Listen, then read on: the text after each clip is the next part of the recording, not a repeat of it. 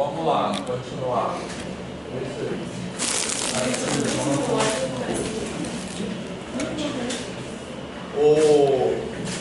Então, alguns comentários sobre os números algébricos, tá? Então, eu estou falando, eu fiz um pouco uma inversão da ordem formal aqui, porque a gente já está falando de números inteiros, racionais, reais, sem ter construído, tá? Mas isso é tipo assim, porque senão a gente fica sem exemplos de números finitos. Eu podia também deixar por números finitos para fazer depois disso tudo, mas também acho sem graça. Então eu prefiro fazer assim. Beleza? Porque a gente já fala disso aqui. Tranquilo? E isso aí, a gente também vai voltar a falar sobre essa questão dos números algébricos, etc., quando a gente chegar na construção dos reais, daqui a pouco. Não falta muito não, tá? Porque a construção dos racionais inteiros é mais rápido. Beleza? Mas a ideia é assim, um ponto que eu quero dar muita ênfase nessa disciplina, que eu já falei várias vezes, é que a passagem, o que é a construção dos números reais, né? O que quer dizer que é repor coordenado completo? Por que isso é tão importante? Porque, um dos motivos, né, digamos assim, essa passagem dos racionais para os reais é uma passagem de natureza diferente das passagens anteriores. Porque a gente pode pensar nessa construção dos conjuntos numéricos como se fosse uma história, que é assim, a gente começa dos naturais, aí expande para os inteiros, expande para os racionais e expande para os reais. Beleza? Essas primeiras expansões dos naturais para os inteiros, dos inteiros para os racionais, são expansões de natureza algébrica. Por que eu digo de natureza algébrica? Porque tem a ver com as operações. Beleza? A gente vai ver daqui a pouco que quando a gente fala da expansão dos naturais para os inteiros, a gente basicamente quer subtrair. Então a gente quer pegar a estrutura dos números naturais que a gente já tem e estender essa estrutura de forma a acrescentar os inversos aditivos, tá claro? Acrescentando os inversos aditivos, a gente vai ter uma estrutura de anel, enfim, mas a gente pode subtrair. Nos naturais a gente não pode subtrair, qualquer natural de qualquer natural, beleza, pessoal? Certo? Quando a gente passa dos inteiros para os racionais, essa também é uma passagem de natureza algébrica, porque a gente quer o quê? Dividir. Então a gente acrescenta, a gente tem a estrutura dos inteiros e a gente acrescenta os inversos multiplicativos. Beleza? E a gente chega numa estrutura de corpo. Beleza? A gente pode dividir. A gente tem frações. Tranquilo? Essas expansões, com base nisso que eu falei, são expansões de natureza algébrica, porque elas, como eu acabei de falar, elas são baseadas nas operações. Tranquilo? Certo? Então, vamos lá, a gente vai pensar assim, a gente tem os números naturais inicialmente. Aí a gente começa operando com esses números naturais. Operando com esses números naturais, quando a gente vai subtraindo, a gente chega nos inteiros. Quando a gente vai dividindo, a gente chega nos racionais. Tá legal? Beleza? A gente pode, além disso, pensando algebricamente, no máximo, a gente chega nos algébricos. Mas existem números reais que não são atingidos começando os naturais e combinando os naturais algebricamente. Por exemplo, π. π não pode, por que ele é chamado número transcendente? Porque ele não pode ser expresso em função dos números naturais envolvendo só ferramentas algébricas. Beleza? Raiz de 2 já pode, porque eu posso pensar em raiz de 2 na radiciação como uma ferramenta de natureza algébrica. Tem a ver com esse raiz de polinômio. Mas π não. Beleza? Eu não posso expressar π em função dos números naturais e só com as 4 operações básicas. Beleza, pessoal? Certo? Por isso que quando eu começo dos naturais e vou combinando os naturais algebricamente, eu vou chegar no máximo nos algébricos, que é esse conjunto aqui, mas eu não chego nos reais. Ficou claro isso? Então, isso eu vou repetir isso muitas vezes ao longo da disciplina, tá? Então, essa passagem dos racionais para chegar nos reais é uma passagem que requer alguma ferramenta de natureza não algébrica, que a gente pode pensar como alguma ferramenta de natureza topológica, que tem a ver com uma ideia topológica, que eu quero dizer, de como os números estão distribuídos na reta, porque eu preciso de alguma ferramenta de aproximação. Beleza? Está fazendo sentido isso? Tá. Eu estou falando isso porque essa ideia era difícil, então eu acho que tem que ir falando e ressignificando fala. Quando você falou do Pi, ele não pode ser. Estou falando do Pi porque é o grupo ascendente mais famoso, tá? Sim, ele não pode ser expresso na forma de interações algébricas. Mas isso entra num certo paradoxo com o comprimento de uma situação. Então, mas é porque nem toda razão é uma fração, então a gente entra na ideia de incomensurabilidade. Beleza? Tranquilo? Então, lá na matemática grega, a gente vai falar sobre isso na aula que vem. Na aula que vem. Tem o mundo das razões e o mundo dos números. Beleza? Que são separados. Tá? Diferente da matemática contemporânea, que a gente vê os racionais, que são as razões comensuráveis, como uma extensão dos naturais. Na matemática grega não é dessa forma, beleza? As razões não são vistas como uma extensão dos números, dos aritmos, que são os números de contagem, essencialmente, beleza? Tranquilo? Mas, no mundo das razões, tem as razões comensuráveis e as incomensuráveis. Então, o que é uma razão comensurável? É uma razão entre duas grandezas, cuja comparação pode ser expressa como uma comparação de dois números naturais. Beleza? Então, se eu desenho um segmento assim, se eu duplico esse segmento, beleza? Eu posso falar que esse segmento está para esse. Vou botar um negócio menos sem graça. Pronto, assim. Eu posso dizer que esse segmento está para esse, assim como 3 está para 2. Beleza? Tranquilo? Tá? E aí, na matemática grega, tem uma definição para isso, que a gente vai falar na aula que vem. Beleza? Certo? Mas basicamente a ideia é essa. Eu posso falar que esse segmento está para esse, assim como 3 está para 2. Então, isso aqui é o exemplo. É um exemplo de duas grandezas cuja comparação pode ser expressa como uma comparação entre números. E aí eu estou falando números no sentido dos gregos, tá? Que é números naturais. Tranquilo, pessoal? Não é bem isso, mas a gente pode forçar a barra um pouquinho. Porque na matemática grega, 1 não é número, né? Número é só a partir de 2. Beleza? Tranquilo, pessoal?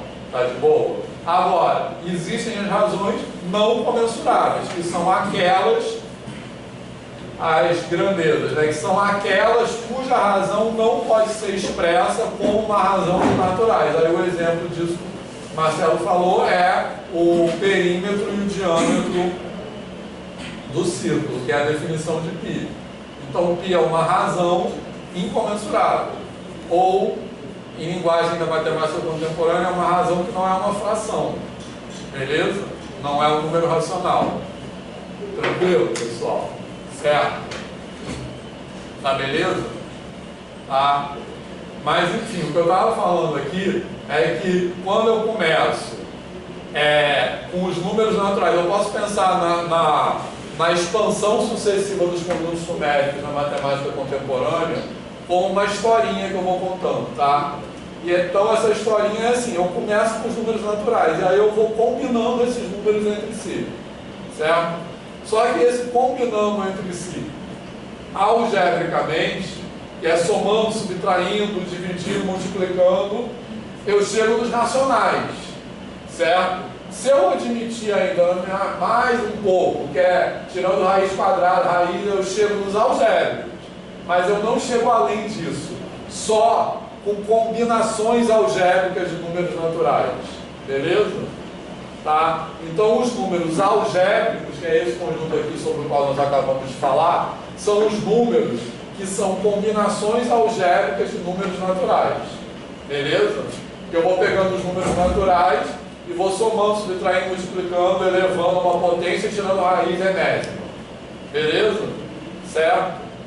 Tranquilo? Com essas combinações eu não chego em pi, só com isso eu não chego em pi, tá? Então, para chegar nos números racionais, nos números reais, na sua totalidade, eu preciso de algum outro tipo de ferramenta não algébrica.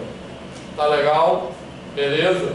E essa outra ferramenta não algébrica, sobre a qual nós vamos falar em breve, é expressa pela propriedade que a gente chama de completude. Então, para chegar dos racionais nos reais, o que eu vou fazer é um completamento. Tá? Só que esse completamento não é de natureza algébrica. E é sobre isso que nós vamos falar a partir da aula que vem. Está fazendo sentido? Pode falar, gente, se está uma viagem total isso ou não. Está de boa isso? Michele quer falar. Está de boa isso, pessoal? Sério? Certo? Vai fazer sentido no nome desse conjunto. Isso, exatamente. Então, e por isso que é enumerado, tá? Porque repara só, eu posso pensar nesse conjunto como o conjunto dos números que são combinações de números naturais. Como os números naturais são enumerados, eu vou combinando os números naturais. Só combinando os números naturais algebricamente eu não consigo chegar, eu não consigo sair da classe de cardinalidade, eu não consigo chegar no não enumerável. Beleza? Essa é a ideia. Tem sentido? Então essa passagem dos racionais e dos reais é uma passagem que exige uma ferramenta de natureza topológica, que aí eu chamo de completamento, e ela também é uma passagem de classe de cardinalidade. Para fazer uma passagem de classe de cardinalidade do enumerável para o não enumerável, só as ferramentas algébricas eu nunca saio da enumerabilidade, eu preciso de alguma outra ferramenta, alguma outra coisa, certo? Eu pensei numa coisa agora, que na verdade eu não entendo nada desse negócio de número algébrico, eu nunca gostei eu sou de álgebra igual você, combinatória, eu nunca estudei, não conheço, não gosto, não quero saber de álgebra. E aí eu parei e me perguntei, mas peraí, por que tem que ser inteiro? Por que já não bota um racional? Mas de fato, se você pensar nos polinômios com coeficiente racional, dá exatamente a mesma coisa. Que é só igual aos denominadores. Então, ou seja, os algébricos é tudo aquilo que, de fato, como você falou, começando de natural, você consegue fazer, e tanto faz de você colocar ali inteiros ou racionais que vai dar... Se você botar racionais, daria no mesmo. O conjunto seria o mesmo, seria os mesmos números. É o que você tem antes de fazer o completamento. Tudo que você pode manipular com o que você já tem antes desse completamento topológico são os números algébricos. Você fala que poderia colocar os racionais inteiros. Em vez de botar coeficientes inteiros, eu poderia botar coeficientes racionais. Porque se eu tenho um polinômio de coeficientes racionais, eu tenho coeficientes inteiros.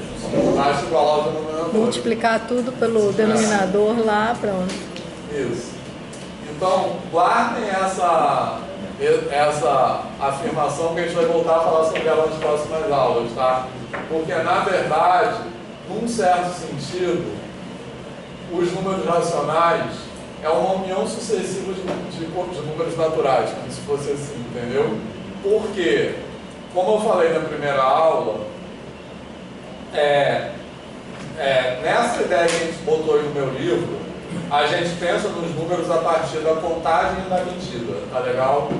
Só que no caso dos números racionais, eles vêm da medida, porque eles vêm de uma comparação entre coisas que envolvem uma subdivisão da unidade, beleza?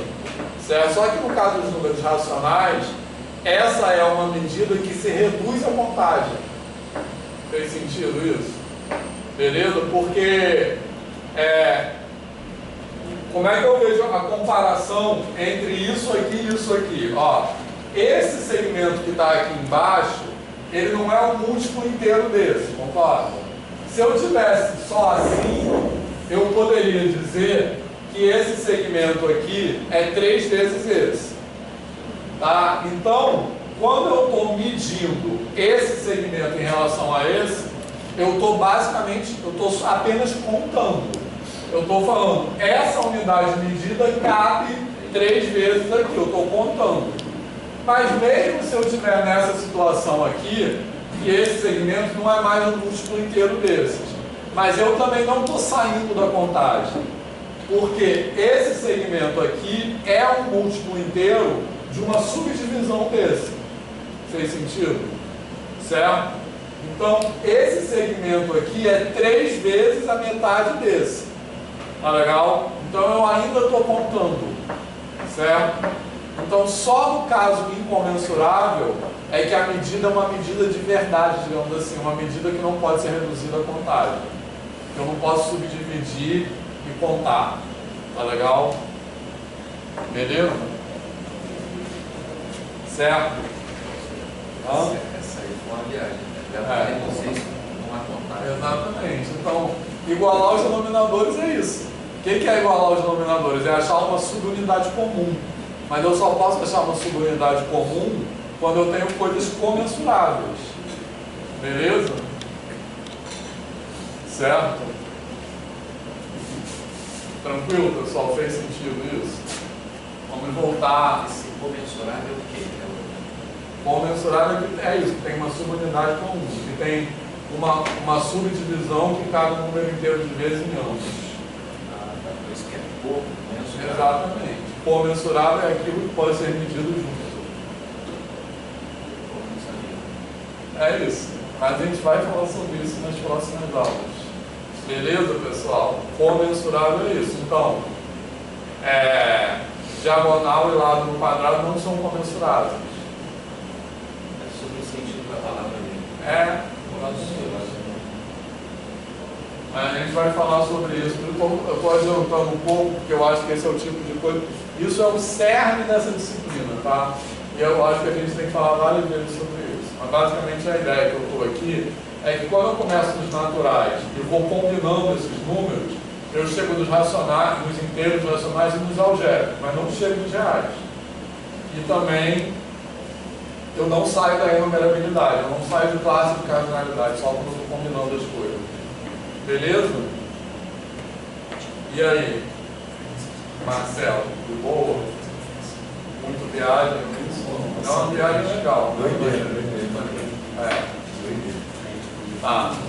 Então vamos lá. Falando agora dos irracionais, eu estava lembrando, né, depois, uma das coisas que motivou aquela atividade Cria o Seu Irracional era uma ideia que aparece muito, que é irracional é aquele número que você não conhece a expansão. Não conhece o quê? A expansão decimal dele inteiro. Só que isso não é verdade. Isso aquele 0,1, 2, 3, 4, 5, 6, 7, 8, 9, você conhece. Então a ideia era justamente cada um cria o seu e a gente conhece as expansões. Exatamente. Tem uma coisa que eu não gosto de falar, que dá uma impressão que eu acho também que é meio... que você fala que... Tem uma coisa que fala que os números não inteiros, não é não inteiros, números que têm representação decimal infinita, eles não são exatos. Que não são exatos também. Não é verdade isso, todo número é exato, tá? Assim. Então não é exato, parece que ele tem uma posição flutuante na reta, sabe? Parece que ele não tem essa coisa, esse número aqui, π não é um número exato, não falo isso, as coisas assim. Eu não sei bem, como se você não conseguisse localizar. Mas não é, o π ele tem você desenha um círculo e de diâmetro 1 e põe ali, entendeu? Então ele não é parece que ele não é um ponto na reta, parece que ele é um negócio que fica meio oscilando ali, né? Beleza? Mas isso aqui eu acho que tem a ver, essa forma de pensar, né, tem a ver com uma coisa que é muito estranha da matemática, que é o fato de que a gente prova a existência de coisas que a gente não é capaz de ver, de pegar, de... Se quer saber onde ela está, ou quem é, ou nada, mas eu provo que existe. Tem muitas discussões filosóficas sobre isso, que os que aceitam o axioma da escolha, os que não aceitam, como é que chama isso? não sei o que, uma corrente sim. filosófica, assim, porque as demonstrações que envolvem o teorema da escolha, o axioma da escolha, são demonstrações que você prova que alguma coisa existe, mas você não exibe a coisa, prova diretamente. Enfim. Beleza? Outra observação que eu acho que é importante sobre coisas algébricas e coisas transcendentes. Certo? Eu falei, números algébricos e números transcendentes, funções algébricas e funções transcendentes. Então, as funções algébricas que a gente chama são as funções polinomiais e combinações de funções polinomiais, que é basicamente quociente, tá? Beleza? Tranquilo? Que é o produto de duas funções polinomiais e é uma função polinomial também. Mas o quociente de duas funções polinomiais. Ou raiz também, raiz de 2 mais 1. Então, as funções transcendentes são tipo trigonométricas, exponenciais, logarítmicas, que são funções que elas podem ser expressas polinomialmente em série infinita, né? Que tem série de Taylor, enfim, mas elas não são polinomiais, certo? Então, a ideia das funções polinomiais é assim, aquilo que a gente faz a conta mesmo são só as coisas algébricas. Ou seja, o que eu quero dizer com isso? Só o que tem algoritmo de passos finitos para você fazer a conta e chegar a um resultado exato são as operações básicas. Fora isso, é uma aproximação. Aí, como é que você calcula? Tipo assim, 5 meios, você faz um algoritmo. Mas como você calcula? Logaritmo de 3. Beleza? Como é que você chega à conclusão do logaritmo de 3? Negócio lá, 0, não sei quanto. Porque você calcula por algum método de aproximação. Então as coisas algébricas e as coisas transcendentes também têm essa importância. A importância das coisas algébricas é porque a gente usa elas para aproximar as coisas transcendentes. Certo? E isso é a ideia de polinômio de Taylor, que a gente vai ver em análise 2, se tiver disciplina. Fala. Um insight para foi tipo isso, né? Que eu tive, fui bem recentemente ensinando números racionais para o sétimo ano, fazer uma revisão deles, e aí me veio aquela frase que eu sempre escutei bastante quando eu costumo física, que nenhuma medida é exata, né? Toda medida tem erro. E aí, quando eu estava falando sobre isso com eles, eu comentei que a gente pensava nos números racionais para fazer medida, né? Mas que toda medida é uma aproximação, e que essa aproximação, conforme você vai melhorando seu instrumento de medida, você vai conseguindo se aproximar cada vez mais, mas aquela medida nunca se torna exata. Eu perguntei para eles qual é que seria a medida, então como é que eu representaria a medida se eu não posso representá-la como um número racional. Porque se você tentar construir como um número racional, você não consegue chegar à medida. Que a professora falou, né, que são números que a gente não consegue visualizar na vida real, mas teoricamente todo número que a gente encontra, assim, qualquer grandeza que a gente encontra é uma grandeza irracional, que a gente não consegue medir como utilizar da nossa unidade. Isso é bem legal. E a matemática habita num mundo que não se preocupa com isso, mas a física se preocupa. A física, a questão da precisão da medida, é a base para a legitimação das teorias. Matemática não importa. A teoria, assim, outro dia a Tereza, que é uma amiga minha aqui da física, a gente estava falando que, tipo assim, fóton tem massa zero, né? Que é por isso que o fóton anda na velocidade da luz e tal. Aí eu perguntei, o fóton tem massa zero? Aí ela falou, a gente acha que sim, mas é muito difícil medir o zero. Eu nunca tinha me ligado nisso. Empiricamente, como é que você mede que uma coisa é zero? Porque você sempre pode ter uma grandeza cujo valor é menor do que a precisão do seu instrumento. Então, como você tem certeza que você mediu mesmo que é zero mesmo? Pode ser 0, 10 elevado a menos 5.000. Então, como você vai saber? Então, eu acho que a gente habita o mundo da matemática, a gente meio que se desliga da preocupação com as coisas empíricas, assim. Então, eu achei nunca tinha pensado nisso, assim, é difícil medir o zero. Beleza? E aí esse exemplo, assim, muitas coisas que é o que a gente vai, que a gente já mostrou, na verdade, é que os números reais são de uma cardinalidade maior do que os números racionais. A consequência disso é que tem mais números irracionais do que racionais. Beleza? Tranquilo? Certo? Aí, se a gente fizer aquela pergunta, na verdade a gente pode chegar à conclusão seguinte. Posso apagar isso aqui?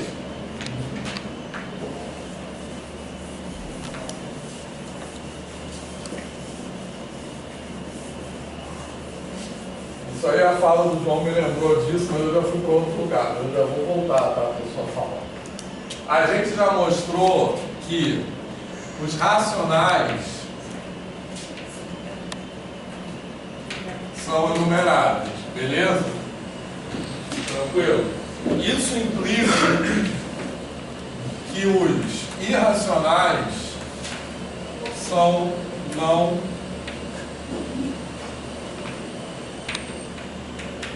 enumeráveis, tá tranquilo?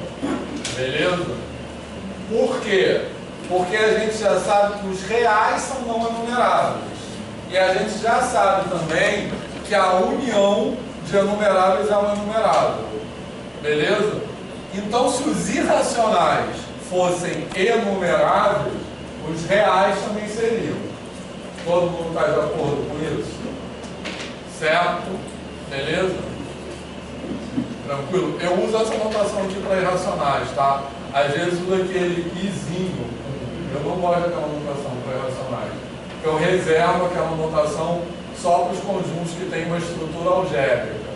Os irracionais não têm estrutura algébrica. Fez sentido isso? Por que não?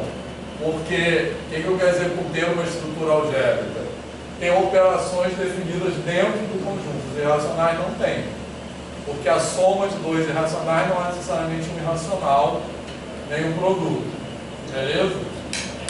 Tranquilo? Então, só por esse motivo. É só uma questão estética mesmo. Beleza? Mas está claro esse argumento?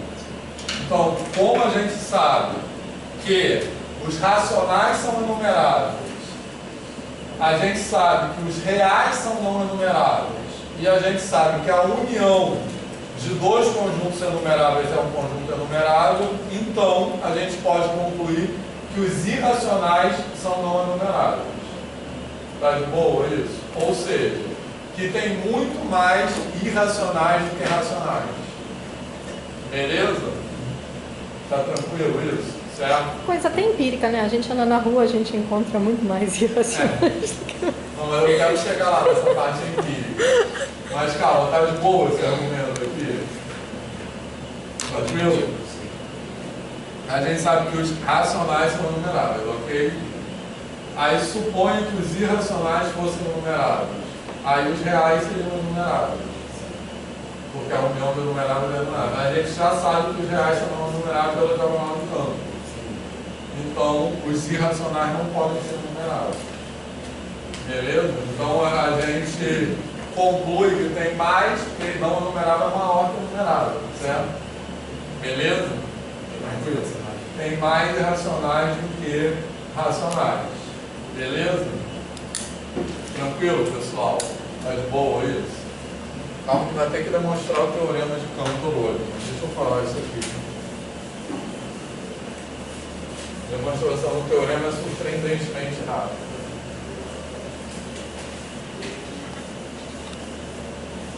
Olha só, tá de boa isso aqui? Tá? E aí, a gente, no começo, nas primeiras aulas da disciplina, eu fiz uma pergunta assim, ó.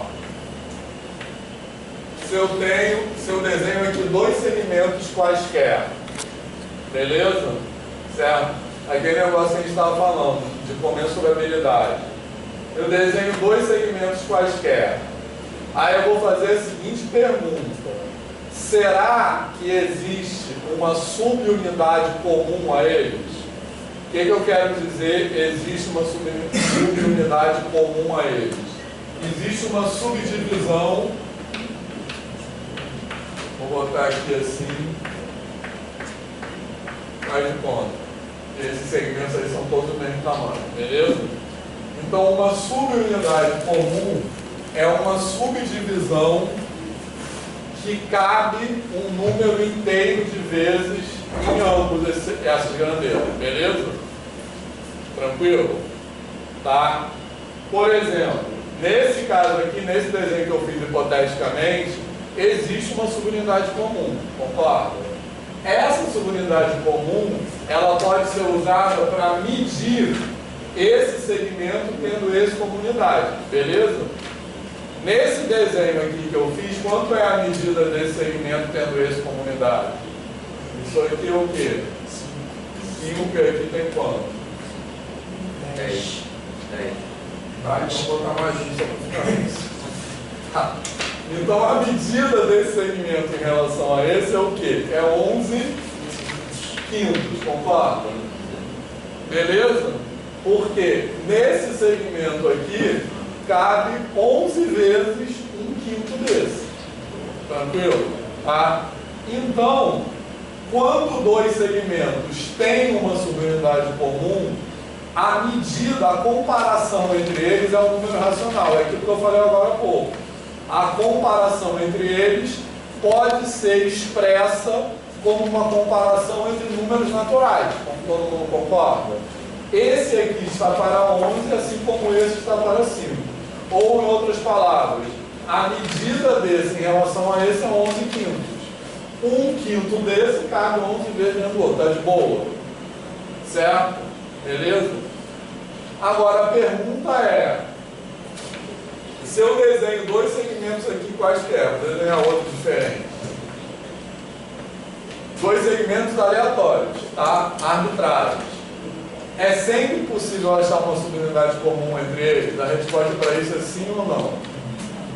Mas vocês estão respondendo com a memória ou com a intuição? A resposta é sim, porque você pega os átomos. É, isso. A resposta dentro da matemática contemporânea é sim ou não? É. Não. Por que a gente sabe que a resposta é não? Porque se a resposta fosse sim, só existiriam números racionais, concorda? Beleza? Porque eu estou dizendo o seguinte: sempre que eu consigo fazer isso, a razão entre eles é um número racional. Mas eu posso pegar aqui, um é o diâmetro, outro é o perímetro do círculo. Aí eu não vou conseguir isso, beleza? Mas por que eu estou falando isso? Porque eu já sei que Pi é racional. Tá? Agora, se a gente pensasse com a intuição, o que é mais intuitivo? Que é possível ou que não é possível? Para mim é possível. Bom, é ou não é? Porque, veja bem, é uma subdivisão qualquer. Então eu posso pegar o átomo, como o Michele falou, eu posso pegar um negócio... É assim, pô, não é possível eu pegar um negócio minúsculo que eu não vou ter uma subunidade comum. Beleza? Não, olha só, pensa o seguinte, no mundo real, tá? Pensa no mundo calma real, que eu quero chegar no mundo que é real feito de aí. átomos e tudo, e você não pode botar um elétron em qualquer lugar lá em torno do átomo, entendeu? Tem posições discretas Sim. que ele pode assumir. Então, mas aí tem a ver, o universo é quântico ou não é quântico? Estão tendo experimentos agora para descobrir se a gravidade é quântica, né? Assim. Mas o número real, o mundo real eu já quero chegar, mas por enquanto a gente está dentro do mundo da matemática. O mundo da matemática não é o mundo real, tá? E não é melhor nem pior que o mundo real, certo? Eu tô questionando sobre a resposta da pergunta dentro daquilo que é formulado na matemática contemporânea, beleza? Dentro da teoria matemática. Dentro da teoria matemática de hoje, contemporânea, porque pode não ser assim. Beleza? Tranquilo? A gente sabe que a resposta é que não é possível sempre isso aqui, tá? Beleza? Mas, intuitivamente, para mim parece muito mais que sim do que não. Todo mundo concorda com isso? Porque eu vou pegar um negócio minúsculo, pequenininho, não é possível, que eu não vou nunca conseguir encontrar. E, na verdade, a gente pode demonstrar que você não vai... Há casos em que você não vai conseguir encontrar. Então, dentro da formulação teórica da matemática contemporânea, quando a gente fala isso aqui, que os números irracionais são não enumeráveis, beleza? O que a gente está dizendo é o seguinte, que não só existem casos onde não há uma unidade comum, como também esses casos são a maioria. Beleza? Isso é um absurdo. Isso que é uma loucura. A nossa intuição diz que eu sempre vou conseguir encontrar uma unidade comum. Quando a gente vai desenvolvendo a teoria diz que os casos onde eu consigo uma unidade comum são as exceções. A maioria dos casos eu não consigo uma unidade comum. Beleza? Isso é um contrassenso. Mas é isso, a própria teoria nos surpreende, né? A gente começa de coisas.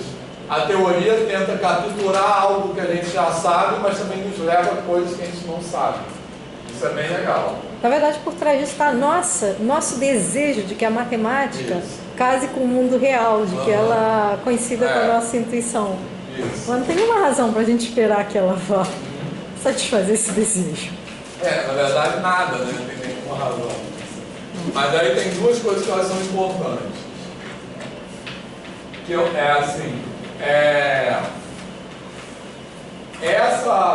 Marcelo falou agora, isso é um absurdo, tá? Isso é uma coisa que eu defendo muito. Essa sensação de que isso é um absurdo não deve ser reprimida, certo? Porque é aquilo que eu sempre defendo. As perguntas têm um estatuto epistemológico independente da resposta. O valor da pergunta não está na resposta. Então, o fato da gente saber a resposta, que não é a resposta, é uma resposta. É uma resposta no sentido que é aquilo que a matemática contemporânea responde. Mas o fato da gente saber essa resposta não elimina o absurdo da pergunta, a estupefação que a pergunta nos causa. Tranquilo? Tranquilo não, mas não é tranquilo. Mas todo mundo está entendendo o que eu quero dizer? Certo? Beleza, pessoal? Tá de boa isso mesmo? Alguém quer falar alguma coisa? Sei lá, eu fiquei pensando aqui, igual tem como você estava falando, tem o pessoal que não aceita axioma da escolha, né? E tem uma matemática aí, o que você consegue fazer? Seria um barato pensar na matemática sem os irracionais. Para começar, os quadrados não podem ter diagonal. Diagonal é um negócio da tua cabeça, não existe. Né? E aí você fica pensando, o que é círculo? O que é isso, gente? Não, isso aí, nossa, vai ser um mundo Minecraft. Tudo quadradinho. Então, mas aí a gente vai para o mundo real, né? Que é assim. E aí no mundo real, por isso que o João falou, me lembrou isso. Por quê? Se a gente vai para... A gente está no terreno que a matemática habita, mas se a gente entrar no terreno que a física habita, não vou nem chegar na química, porque química para mim já é muito difícil, tá? Mas no terreno que a física habita, esse terreno tem uma preocupação empírica. Então, como é que a gente sabe que essas coisas são comensuráveis mesmo ou se é um erro de medida? Isso é sempre difícil de responder, né? Então, por exemplo, sabe aquele negócio de ano bissexto? Certo? Vocês sabem como é que é a regra para ano bissexto? Que é assim, de 4 em 4 anos, exceto... É porque falta um pouquinho para ter... Então, justamente, se falta um pouquinho, é porque o ano não é múltiplo inteiro do dia. Né? O que é o dia? Até porque tanto o ano como o dia são variáveis ao longo do tempo, né? A velocidade de rotação, o translação da Terra vão variando também. Mas já esquece isso, faz como se fosse constante. O dia é o período que a Terra, de rotação, que a Terra leva para girar em torno do seu próprio eixo. E o ano é o período que a Terra leva para girar em torno do Sol. Um não é múltiplo do outro. Beleza? Certo? O ano não é um número inteiro de dias. Então, o ano bissexto é para ajustar isso. Senão ia ter um erro acumulado. Mas aí a questão é, o ano e o dia são comensuráveis? A gente não tem como saber isso. Porque como é que a gente vai medir? No mundo da medição só existem números racionais. Porque eu não vou medir, vou pegar um negócio, uma régua, vou medir a diagonal do quadrado e a raiz de 2. Então eu vou medir 1,41 no máximo, né, se eu pegar uma régua. Beleza?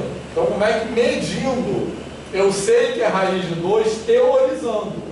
Eu não sei que a diagonal do quadrado é raiz de 2 medindo. Beleza? Certo? Mas como é que eu vou saber se o dia e o ano são comensuráveis ou não? Então essa coisa de 4 em 4 anos, exceto quando não for múltiplo de 100, mas aí tem outro, vai continuando. Isso continua para sempre ou não? Essa pergunta é equivalente a perguntar: o ano e o dia são comensuráveis ou não? Fez sentido isso? Beleza? Então essa coisa da medição, a gente nunca sabe se as coisas são assim ou se é um erro de medida. Beleza? Então o universo é quântico ou não? Não sei. E aí? Fez sentido isso ou uma viagem total? As duas coisas, né? Pode falar, quem não entendeu nada do que eu falei.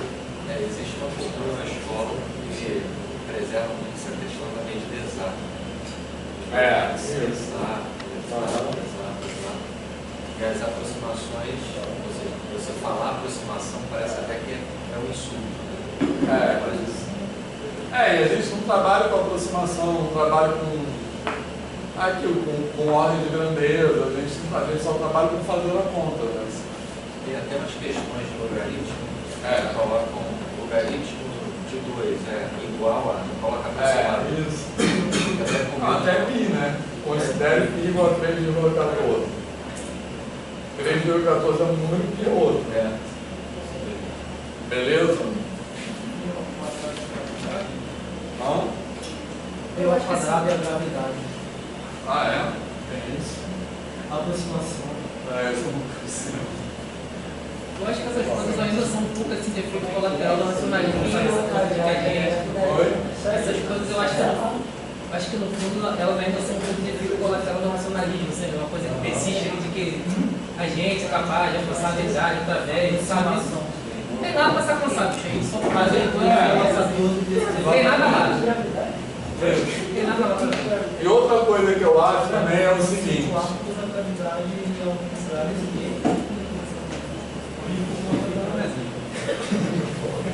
Como é que é a história? Não, alguns benefícios de movimento circular.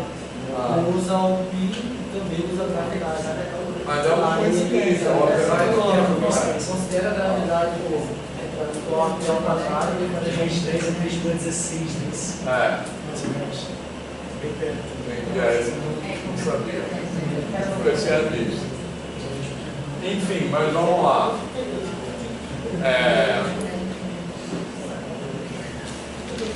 Eu acho outra coisa também, antes de demonstrar o teorema para acabar a aula, que é o seguinte: quando a gente fala, e é um pouco que o Michel estava falando agora, a natureza, o mundo, ele não tem que ser conciliado com a razão humana, né? Então, às vezes, quando eu acho que a gente procura dizer que entendeu alguma coisa, a gente quer dizer que a gente submeteu aquela coisa ao que é sensível para as pessoas, né? Um exemplo que eu sempre penso disso é a física quântica, né? Que eu uso, a física quântica é difícil de entender.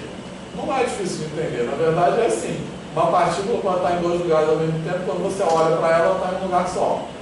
É isso, basicamente, é o princípio. Isso é difícil de entender? Não, isso é contra-intuitivo.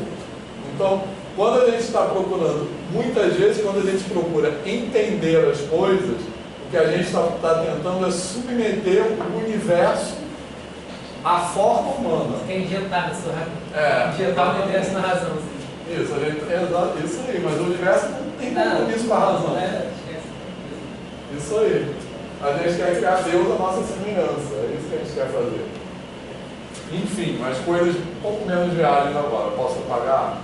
Outra coisa aqui é que esse argumento mesmo vale para os números transcendentes, tá?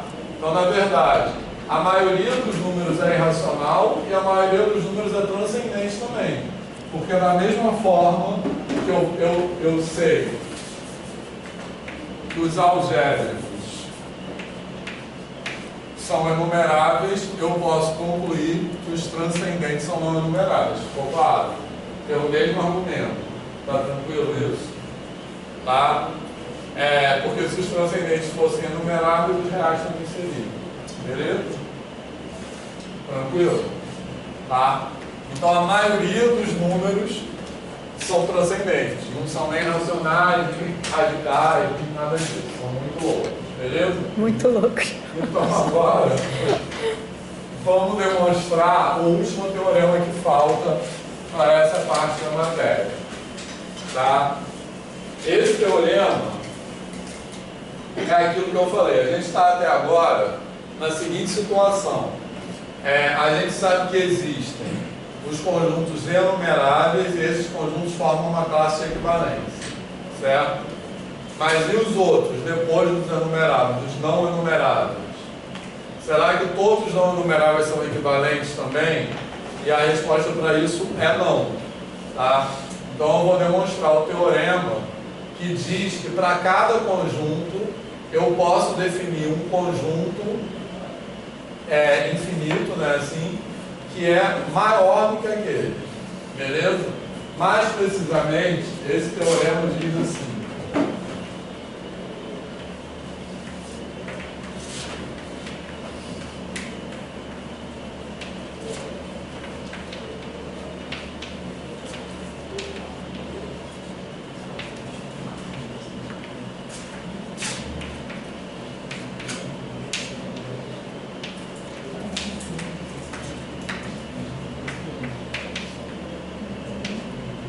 Beleza? Então, x, esse símbolo aqui que eu estou dizendo x não é cardinalmente equivalente a parte do x. Fala. Fazer maleticamente todos os Hã?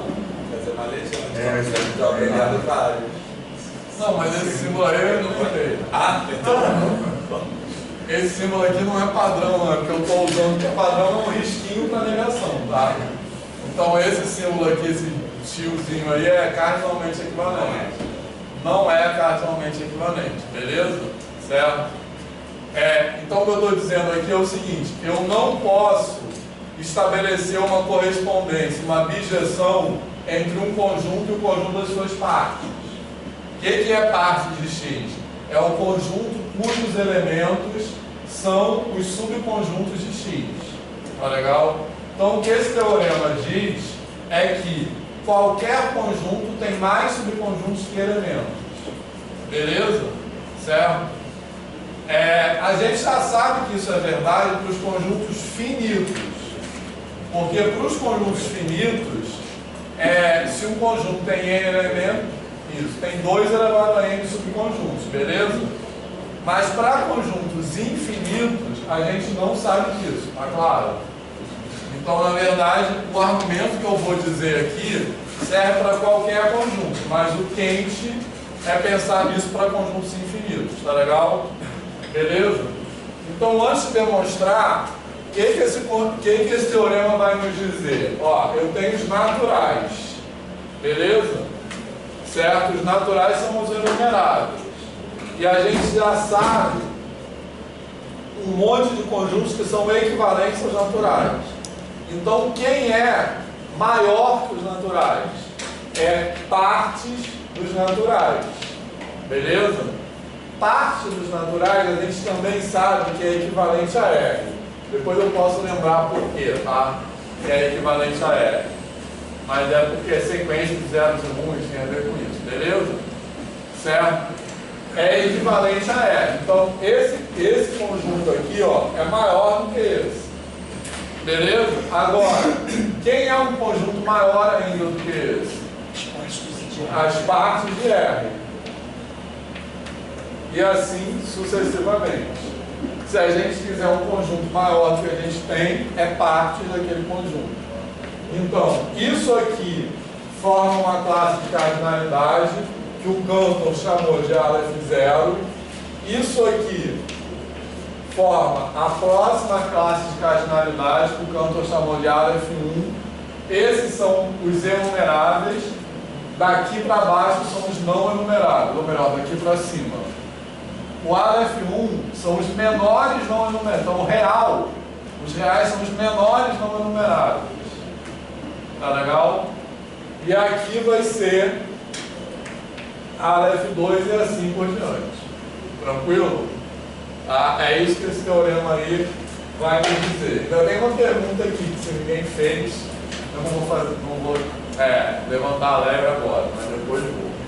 Mas, beleza, isso aqui, certo? O que esse teorema diz é, se eu tenho um conjunto qualquer, como é que eu consigo um conjunto cuja classe de cardinalidade seja maior do que aquela que eu tenho? Eu pego as partes daquele conjunto. Tranquilo, pessoal? Certo? Beleza? Então, isso que tem no PowerPoint, acho que acabou a bateria. Isso é independente se for numerável e não numerável. Independentemente. Para qualquer conjunto. Inclusive finito. Só que para finito a gente já sabe. Porque infinito é que é um problema de combinatório, entendeu? Beleza? Então vamos lá. Quando é que você vai fazer a pergunta ali que você não quis fazer? Então, depois da demonstração. Olha só, essa demonstração aí é o que eu chamo de uma demonstração elegante, que é aquela demonstração que ela é curta, mas você fala assim, mas já acabou, assim, porque é aquela que você tem a sensação de que você demonstrou mesmo aquilo. Então o argumento é assim, ó, eu vou fazer aqui rascunho.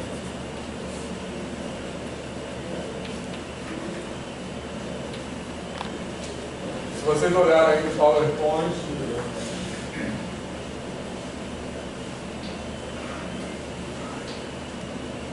se vocês olharem, não sei em que slide está isso, mas está a demonstração cabe num slide só, é bem curtinha, tá? Mas qual é a ideia dessa demonstração? Veja bem, preste atenção. Está na 41, Vitor. 41? Tá. O que eu quero demonstrar aqui, eu vou escrever coisas que não estão escritas aí, tá? O que eu quero demonstrar aqui é que não pode haver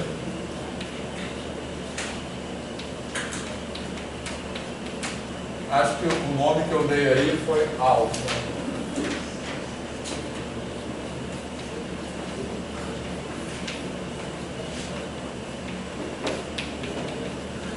Tá beleza? Tranquilo, pessoal? O que esse teorema diz, em outras palavras, é isso aqui, tá legal? Que não pode existir uma função bijetiva entre x e partes de x. Beleza, pessoal? Certo? É isso que eu digo, x não é cardinalmente equivalente a parte de x. Tá legal? Professor, uma dúvida. Por que uma função e não uma bijeção assim? Não, então, uma bijeção é uma função objetiva. Entendeu? Mas aquela associação que você fez, x1... Aquilo ali é só no caso dos racionais. Ali era uma enumeração, só serve para conjuntos enumeráveis, isso, né? Aquilo só vale para quando é enumerável. Aquilo só vale para quando é enumerável, entendeu? Aqui é para qualquer conjunto. Aquilo ali é só quando é uma objeção com os naturais. Aqui isso aqui pode ser R, pode ser qualquer conjunto, pode não ser enumerável, entendeu? Então, no caso, eu não posso, não é negócio de lista, entendeu? Porque é um conjunto infinito qualquer, pode ser muito maior que os naturais. Beleza? Mas é legal essa pergunta justamente porque a enumeração tem essa forma de registrar consequências, usando sequências que ajuda pra caramba a entender um monte de coisa, né? Mas quando a gente vai para os reais, a gente perde achei isso. que foi um atalho, né? Então aqui é um atalho só no caso do conjunto enumerável, e aqui não é isso. Então olha só, pessoal, eu vou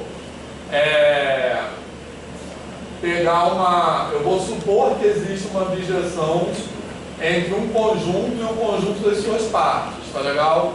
Para dar um pouco mais de concretude a esse argumento, vamos supor que esse conjunto aqui seja tipo 1, 2, 3. Tá legal? Porque, como eu disse, a demonstração que eu vou fazer vale para qualquer conjunto, tranquilo, seja ele finito ou infinito, tá? Para conjuntos finitos eu nem precisava disso, porque eu já sei que é 2 elevado a n, mas, enfim, o quente desse teorema, aquilo que esse teorema tem a dizer que a gente não sabe, é por causa de conjuntos infinitos, tá? Mas vamos só para dar completude do que eu estou fazendo, faz de conta que eu tenho esse conjunto aqui. O que é construir uma função entre x e partes de x? O que é construir uma função? Do lado de cá, eu tenho os elementos de x, beleza? Certo? Então, e do lado de cá eu tenho o quê? Subconjuntos de x, concorda? Tá? Então, eu vou associar elementos a subconjuntos. Então, para cada elemento de x, que eu botei 1, 2, 3, porque são só 3, então eu posso ir 1 por 1. Eu vou associar cada elemento de x a um subconjunto de x. Isso que é uma função, isso que é de x em parte de x. Então, vocês podem escolher como a gente vai definir essa função aí, tá? A gente vai associar o elemento 1 a quem? A vazio, beleza. E o elemento 2 a quem? Escolhe aí. 1,3. E o elemento 3 a quem? Tá, o próprio x. Pronto, beleza? Isso é um exemplo de uma função que associa elementos de x em subconjunto de x, concorda? Sim. Beleza? Essa função é uma bijeção? Claro que não, porque ela teria que ser sobrejetiva. Sobrou um monte de coisa. Por exemplo, o conjunto 2,3 não está aqui. Beleza? Ela não é uma bijeção. O que a gente vai mostrar é que nunca é possível fazer uma bijeção. Que no caso de conjuntos finitos é fácil, mas a gente vai mostrar que mesmo no caso de conjuntos infinitos também não é possível. Beleza? Tranquilo? Certo? Bom, aí, o que eu vou fazer? Eu vou pegar o conjunto que eu vou chamar de A, que é o conjunto. O que acontece aqui? Como do lado de cá eu tenho elementos e do lado de cá eu tenho subconjuntos, pode acontecer desse elemento que está aqui pertencer ao subconjunto com o qual ele está associado. Tá legal? Certo? Eu vou escrever aqui do lado isso. Olha só. Essa função eu estou chamando de alfa. Obviamente poderia ser uma letra qualquer, tá? Olha só. Então, esse vazio aqui é o alfa de 1. Beleza? Então, o que eu tenho aqui? Eu tenho que o 1 não pertence a alfa de 1. Não pertence. Tá de boa? Esse cara aqui é o alfa de 2. Então, eu tenho também que o 2 não pertence ao alfa de 2. Beleza? Porém, o 3 pertence a alfa de 3. Tá beleza? Certo? Tá? Então, como eu estou associando elementos a subconjuntos, pode acontecer desse elemento pertencer ao subconjunto ao qual ele está associado. Ou pode não acontecer de não. Tá? Tranquilo? Ok. Aí eu vou chamar de A o conjunto dos x pertencentes a x, tais que x não pertence a alfa de x. Tá beleza? Tranquilo? No caso dessa função que a gente definiu aqui, quem é esse conjunto A? Quem é o conjunto dos elementos que não pertencem 1 e 2? Beleza? Ó, x não pertence a alfa de x. Tá de boa? Então, eu tenho que o 1 não pertence a alfa de 1 e o 2 não pertence ao alfa de 2. O 3 pertence ao alfa de 3. Então, no caso desse exemplo que a gente deu, esse conjunto A é 1, 2. Tranquilo? Sim. Alguma dúvida? Não. Certo? Bom, isso aqui não faz parte, obviamente, da demonstração, tá? Isso aqui é só um exemplo para a gente ir se orientando para a demonstração não ficar muito viagem. Tá legal? Tá de boa, pessoal, até aqui? Tá? Aí, veja bem, como eu falei agora há pouco, esse exemplo que a gente deu aqui, obviamente, não é uma objeção. O que a gente quer mostrar é que a gente nunca vai conseguir definir uma objeção. Tá certo? E aí eu vou suponhamos que alfa seja bijetiva. Tranquilo? E aí eu vou chegar num absurdo. Tá de boa, pessoal? Certo? E aí esse argumento aqui que vai terminar a demonstração, ele é um argumento muito puramente lógico. Esse argumento que vai acabar a demonstração, ele é um argumento, é totalmente diferente da diagonal de canto, mas ele é do tipo da diagonal de canto. Por quê? O que eu quero dizer com isso? Que da própria suposição de existir uma bijeção, eu vou exibir um elemento que não está na imagem. É sempre assim, quando eu tento construir uma bijeção, eu consigo tirar dali um elemento que não é atingido por aquela função. Alguém aqui já viu essa demonstração? Tá. Beleza, pessoal? Michele já? Não me lembro. Tá. Beleza até aqui? Tranquilo? Então vamos lá. O que vai acontecer? Se eu estou supondo, agora que vai entrar essa hipótese de absurdo, tá? Se eu estou supondo que essa aqui é uma bijeção, certo? O que eu tenho? Eu tenho que esse A, que eu defini dessa forma, ele não está contido em X, certo? Se eu estou dizendo que ele está contido em X, é a mesma coisa que dizer que ele pertence à parte de X, tá legal? Porque quem é parte de X é o conjunto cujos elementos são os subconjuntos de X. Tá legal? Beleza? Então, se eu estou supondo que esse conjunto A pertence à parte de X, e eu estou supondo que essa função é uma bijeção, tá legal? Esse conjunto A tem que ser imagem de alguém. Então precisa existir um cara que eu vou chamar de Azinho, tal que alfa de Azinho é igual a A. Fez sentido isso? Sim. Certo? Olha só, agora eu já não posso mais me basear naquele exemplo, porque as coisas não vão dar certo. Repare que nesse exemplo aqui, ó, esse A não é imagem de ninguém, estão vendo? A gente vai mostrar que sempre vai acontecer isso. Esse A não pode ser imagem de ninguém. Tranquilo? É isso que eu vou mostrar, tá? Mas, por isso que não é uma bijeção. Se fosse uma bijeção, esse A assim construído teria que ser imagem de alguém. Porque eu teria que ter para cada elemento um subconjunto e não sobrar nenhum subconjunto. Tá legal? Beleza? Então vamos lá. Mas eu estou supondo que ele tem que ser imagem de alguém. Então ele tem que existir um Azinho do qual esse conjunto A é imagem. Tá de boa? Agora eu posso fazer, esse Azinho não pertence a X, certo? Então, e o A não é subconjunto de X, então só podem acontecer duas coisas. Ou o Azinho pertence a A, ou o Azinho não pertence a A. Tá legal? Certo? Beleza?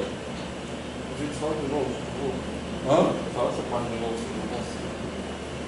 Então, Azinho é um elemento de X. Por exemplo, se fosse aqui seria 1, 2 ou 3. Certo? E Azão é um subconjunto de X. Beleza? Então o X está aqui. E esse Azão é um subconjunto que é esse cara aqui. No caso desse exemplo, é esse cara aqui, 1, 2. Entendeu? E Azinho é um elemento de X. Certo? Então, eu posso perguntar, esse Azinho pertence a A ou não? Só pode acontecer uma dessas duas coisas, ou ele pertence ou não pertence, concorda? Mais ou menos. Isso é o princípio do terceiro excluído. Só pode ter essas duas possibilidades. Ou ele pertence ou ele não pertence. Tranquilo? Por quê? Vamos voltar para esse exemplo aqui. O conjunto A é esse conjunto aqui, 1, 2. Tranquilo? E o Azinho é algum elemento aqui, que eu não sei quem é, na verdade, porque o Azinho não existe, na verdade. Mas ele é algum elemento aqui. Mas se ele existir, ou ele pertence a A ou ele não pertence a A. Não pode ter outra possibilidade. Beleza, Mateus? Sim. Sim. Agora vamos examinar cada uma dessas possibilidades. Se o Azinho pertence a A, o que acontece? Qual é a definição de A? Então, o A é o conjunto dos x pertencentes a x, tais que x não pertence a alfa de x. Então, se Azinho pertence a A, ele tem que satisfazer essa propriedade aqui. Então, ele não pertence a alfa dele próprio, concorda? Mas quem é o alfa dele próprio? É o A. Certo? Então isso aqui não pode acontecer. Porque A pertence a A implica A não pertence a A. Tá? E A não, se a gente supor, então, se isso aqui não pode acontecer, então tem que acontecer isso. Só que isso aqui, o que vai acontecer? A não pertence a A, quer dizer o quê? Que A não verifica essa propriedade. Então, A, o que é não pertence, pertence, tá? Então, A pertence a alfa de A, mas quem é alfa de A? É A. Então, esse é um absurdo. Porque não pode acontecer nenhuma dessas duas coisas, que cada uma delas implica na negação de si próprio. Beleza? É o paradoxo do barbeiro, né? Caiu isso, é parecido com isso, justamente. É isso, por isso que é isso, assim, sempre tem uma coisa a mais. Esse cara aqui, ele não é atingido por ninguém. É o paradoxo do barbeiro, é isso, quem barbeia o barbeiro. Né? O cara que só faz a barba de todas as pessoas que não fazem a própria barba. É exatamente isso, o conjunto que contém todos os elementos e não corresponde ao próprio conjunto. Então, a resposta do paradoxo do barbeiro é que o barbeiro não pode estar naquele universo de pessoas, ao qual, porque senão eu tenho uma proposição autorreferente. Beleza? Então todo mundo percebeu que isso demonstra o teorema? Certo? Vou fazer uma pergunta, posso? Claro. Vamos imaginar que a gente tivesse a seguinte objeção alfa, um caso particular. E na verdade foi o que me veio à cabeça ali quando você fez aqui.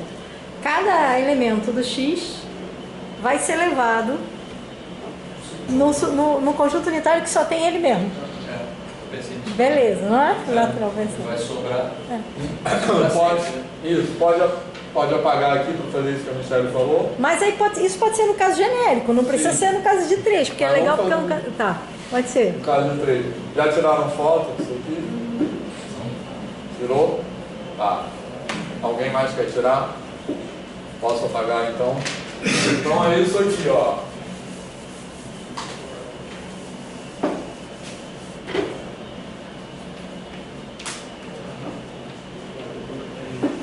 Então, nesse caso aqui, o A seria o próprio X. Não, desculpa. Não, seria vazio. Seria vazio. O A seria vazio. Beleza? E repare que dá certo aqui que eu estou falando, tá? Porque o vazio não é imagem de ninguém. O que esse argumento diz é o seguinte: sempre o conjunto definido por essa regra aqui não será imagem de nenhum elemento. Beleza? E aqui acontece, o vazio não é imagem de ninguém. Fala. Tá, mas fala, continua. Não, é legal, é só que é um caso em que fica fácil exatamente de ver, mesmo no caso em que não é só 3 elementos, né, em geral, o que vai acontecer, porque o A é vazio, então aí você percebe, faltou colocar o vazio. Faltou colocar um monte de outros conjuntos além do vazio, né, todos que não são unitários. Sempre vai sobrar sempre vai sobrar, certo? Agora, essa... Mas Fala. isso é uma demonstração possível também? De uma até N? Não. Não, porque esse teorema qualquer um. E também não é só enumerado, só falando com o Rafael, entendeu? Para qualquer conjunto. Isso, não. E mesmo que você fosse usar aquilo ali, você não pode escolher essa alfa. Ali a gente escolheu a alfa fazendo elentos unitários.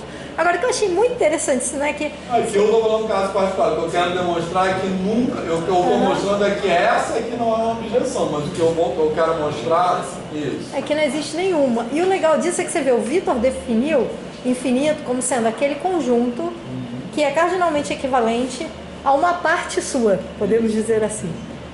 Mas a gente pode ver que, na verdade... Bom, tudo bem, isso é uma afirmação, outra que é parecida, mas é totalmente diferente ao mesmo tempo, é que nenhum conjunto é equivalente ao conjunto de suas partes, né? Suas partes. Exatamente, é mas outra tem coisa. Isso. Legal, né? Então, você, aqui é o conjunto das suas partes, não é uma parte. Não é uma parte. Fala. Agora, isso que a Michelle falou é uma particularidade que você colocou ali, na verdade, vale em geral, é isso? Você sabe, Isso. Não é possível nenhuma Não é possível. Aqui eu mostrei que essa aqui não é uma objeção, mas o que eu estou mostrando aqui é que não é possível nenhuma objeção. Então, na verdade, eu interpreto assim, que esse teorema diz, essa coisa de infinitos, maiores, eu sempre penso assim, em possibilidade de inventar coisas. Então, qual eu falei agora há pouco? Existem mais possibilidades de inventar irracionais do que racionais, porque eu vou formando as coisas, eu posso ter muito mais combinações não periódicas do que periódicas. Então, o que esse teorema diz, o que quer dizer isso? O infinito é maior do que o outro. Porque o que esse teorema diz é que sempre existem mais possibilidades de criar subconjunto que elemento. Sempre tem mais subconjunto que elementos. É isso que esse teorema diz. Beleza? Fala que tem a viagem final de hoje. Hoje é uma das aulas mais viagens, tá? Aqui, esse pedaço, gente, é super simples, assim, mas é uma demonstração, Se vocês construtiva, olharem né? no PowerPoint, a demonstração é pequenininha. E é construtiva. É construtiva. Mas eu quis dar esse exemplo aqui, porque eu acho que sem isso é muito difícil entender a demonstração. Parece que está falando de uma coisa abstrata, vazia, assim. Certo? Agora, última viagem da aula de hoje, que é o seguinte, posso apagar aqui? Então, como eu falei agora há pouco, tá?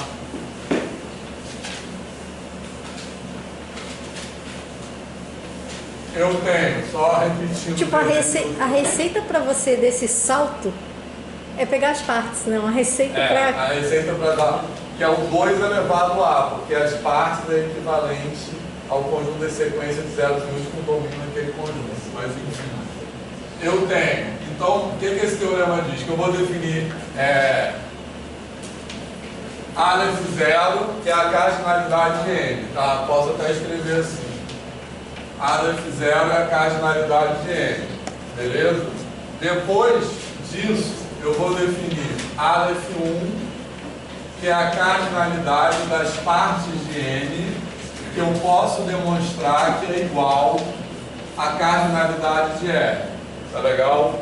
Aí depois eu vou definir Aleph 2, vou até usar igual porque eu estava dando um símbolo de maior aqui, tá? Eu vou definir Aleph 2, que é a cardinalidade das partes de R. E assim sucessivamente. Aí Aleph 3 vai ser a parte disso aqui. Tá?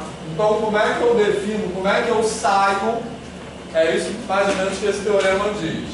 Como é que eu saio de uma cardinalidade infinita e chego na próxima? Eu vou pegar as partes daquilo que eu tinha. Beleza? Então, de N, parte de N. Aí é de R, parte de R, e assim por diante. Tá de boa isso, pessoal? Certo? Tranquilo? Agora, alguém está se fazendo alguma pergunta sobre isso aqui? Qual é a pergunta? Posso fazer o conjunto das partes, o conjunto das partes? Pode fazer o conjunto das partes. Posso fazer isso? Sim, pode fazer. E sem aumentar o lado. Isso, sem aumentar o lado. Exatamente. Tem partes das partes, das partes. Agora, isso aqui também são equivalentes a outras coisas, né? Assim. Aí tem várias coisas, o conjunto das funções de R em R, é equivalente a isso aqui. Mas demonstrar isso ainda não é tão fácil, entendeu? Beleza? Alguém está se fazendo outra pergunta sobre isso? As partes das partes são aumentam lá. Então as partes de qualquer coisa. Eu perdi você aí. Aumenta o A. As partes das partes em particular também. Isso. Entendeu? Aqui você chama isso aqui de X. Tá? Você chama X de partes de R. Então aqui o Aleph 3 é parte desse X. Eu posso tomar parte de qualquer conjunto. Entendeu? Beleza? Certo? E tipo assim, você pega esse conjunto aqui.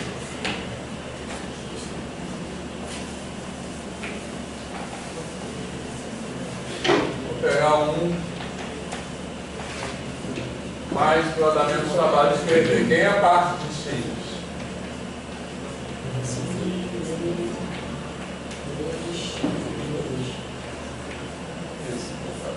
Beleza? Certo? Tá? Agora eu chamo isso aqui de A e isso aqui de B, só para facilitar.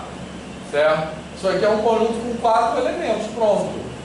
Certo? Então quem é a parte disso aqui? Eu não vou escrever tudo porque aí já fica muito grande, mas seria, ó, isso aqui, A, B, X, aí comecei, vazio também, que eu esqueci. Beleza? Porque tem o vazio e o conjunto cujo elemento é o vazio. Então aqui são com um elemento, entendeu?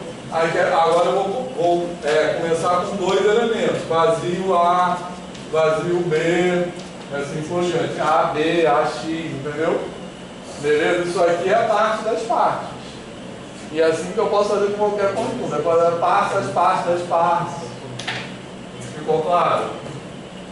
Sim. Bia também. Beleza? Alguma outra pergunta sobre isso aqui? Não? Existem infinitos Aleph, porque eu sempre posso pegar o próximo Aleph, depois daquele. O que garante que o próximo é o. Porque não poderia ter alguma coisa dos naturais de reais? Essa é a pergunta que eu queria que alguém fizesse. Não sei se nem passou pela minha cabeça. Ganhou 3 pontos na prova. Ó, Vitor, ganhou 3 pontos na prova, Vitor. A resposta dessa pergunta é incrível, tá? Leitor de álgebra, não vai não. Ele é o quê?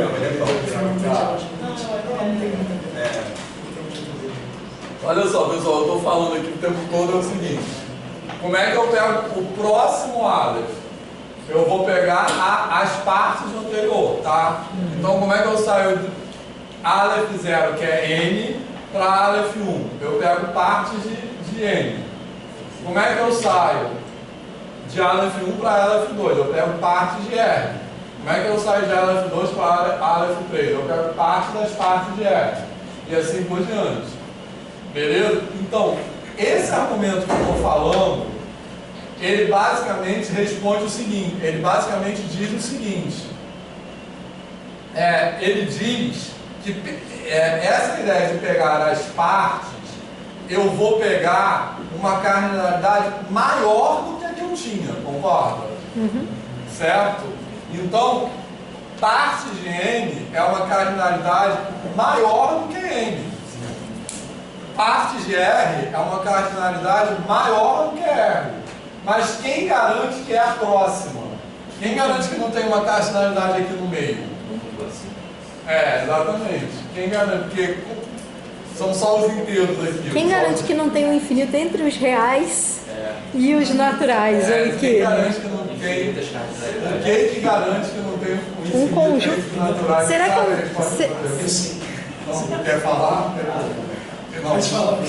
Não, basicamente você está perguntando o que garante que não existe algum conjunto, que você não pode criar um conjunto, que você pode colocar, não dá para colocar em bijeção com os naturais, porque não dá para fazer uma função sobrejetiva, mas também não dá para fazer uma injetiva nos reais, um negócio que fica no meio. O que não pode? Isso. O que garante, entenderam a pergunta?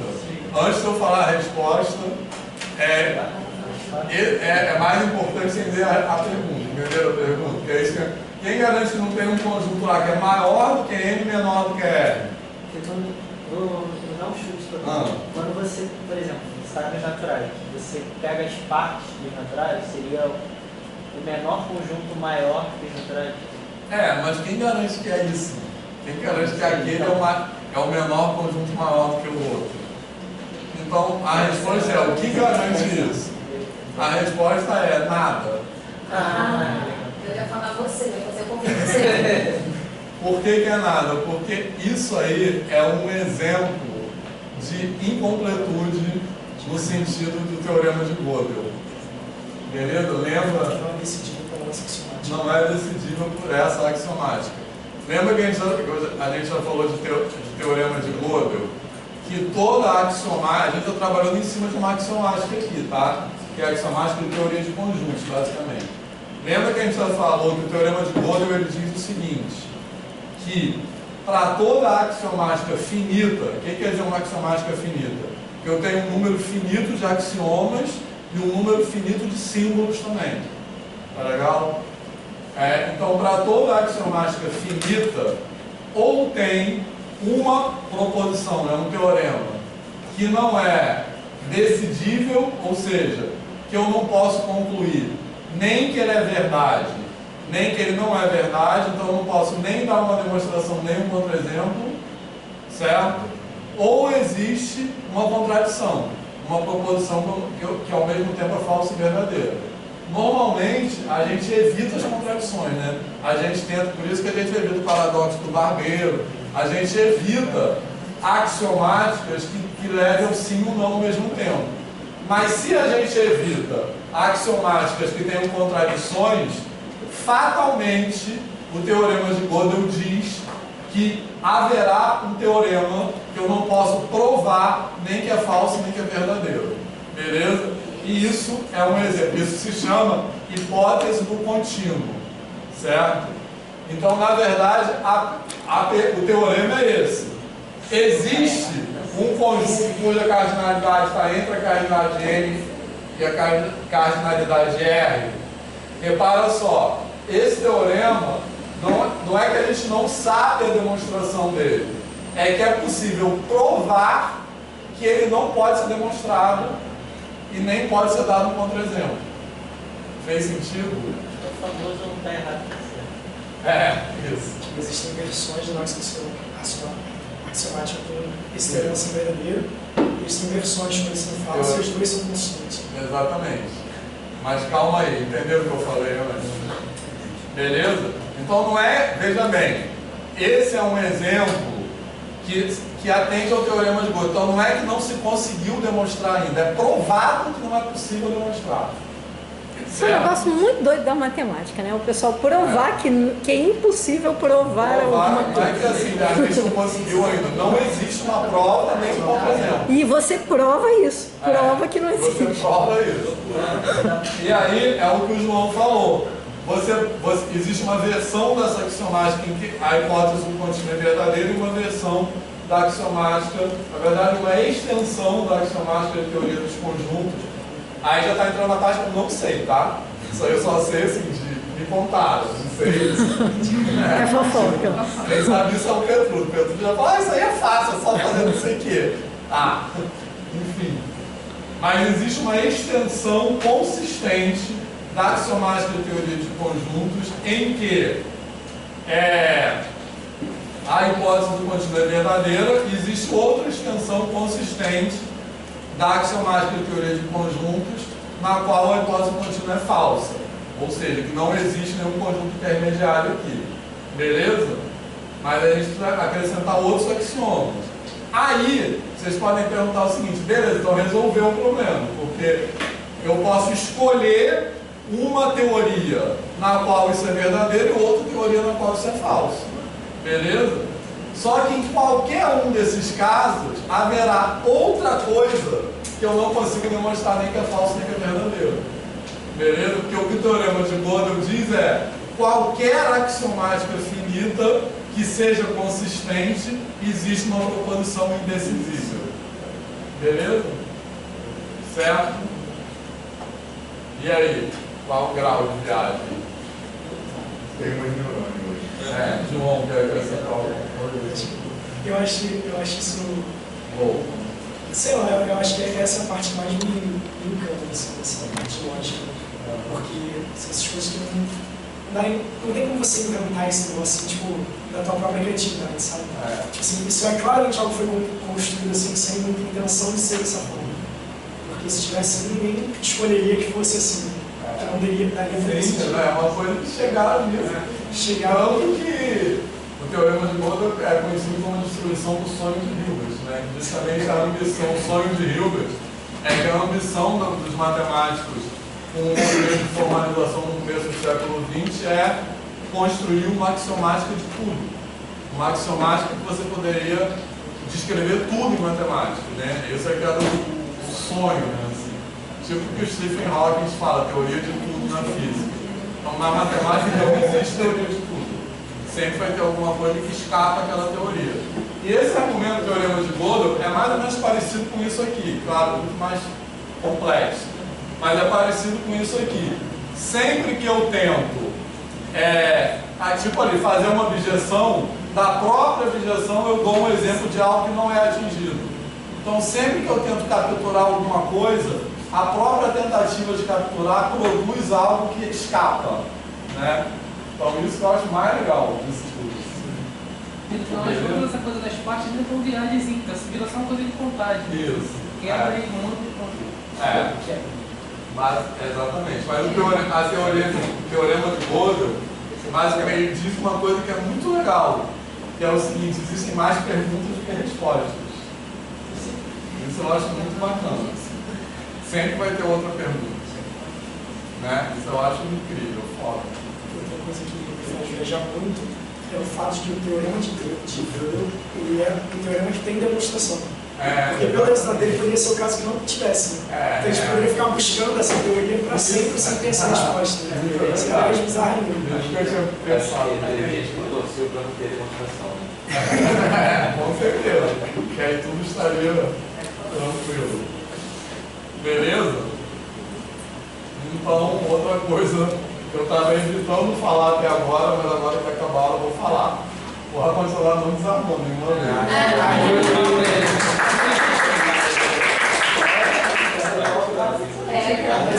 Pode ser. Eu estava prestando atenção, eu não vou falar que vai dar. Deve ser os dois ficarem ligados. Deve ser. Mas então, nesse tempo. Não sei. Mas vocês não acham que está de bom esse esquema? Vocês vão acompanhando aí, eu vou escrevendo embaixo. Na verdade, eu acho até melhor. Não, Então é isso. Os slides só contém figurinhas. Naquela parte do começo, tinha aqueles sistemas numéricos. Agora está tranquilo. Então valeu, pessoal. Semana que vem a gente vai tentar marcar aquela aula extra, tá? Porque essas aulas que eu queria que fossem presenciais, porque elas são muito viagens. Tá? Mas aí eu vou mandar um Google Form para vocês escolherem o melhor horário. Tá? Valeu.